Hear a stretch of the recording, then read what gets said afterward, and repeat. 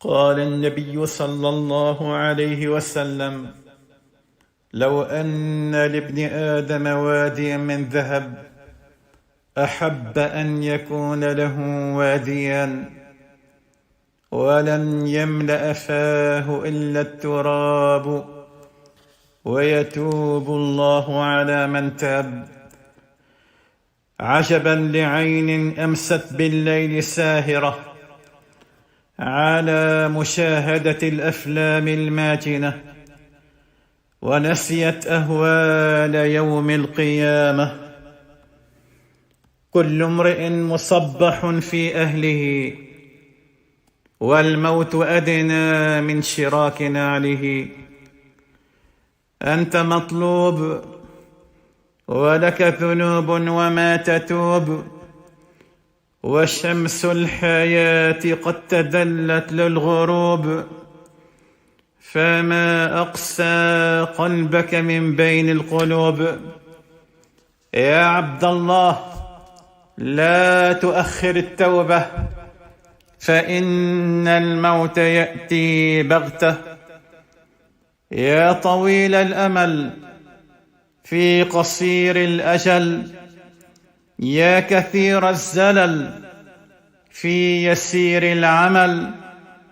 خلا لك الزمان وما سددت الخلل، أفما عندك وجل من هجوم الأجل؟ يا من يذنب ولا يتوب، كم قد كتبت عليك ذنوب.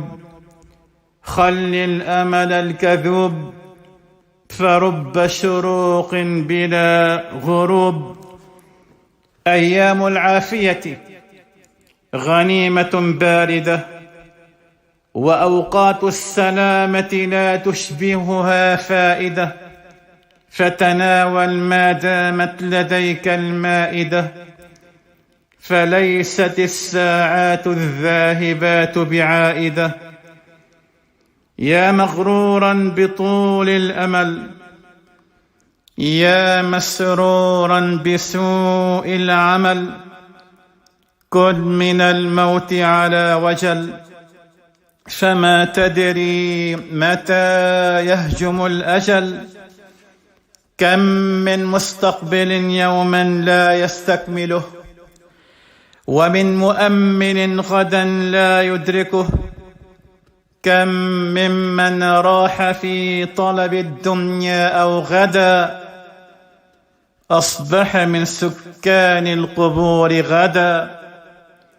العجب كل العجب من غفلة من تعد عليه لحظاته وتحصى عليه أنفاسه، ومطايا الليل والنهار تسرع به، ولا يتفكر إلى أين يحمل ولا إلى أي منزل ينقل.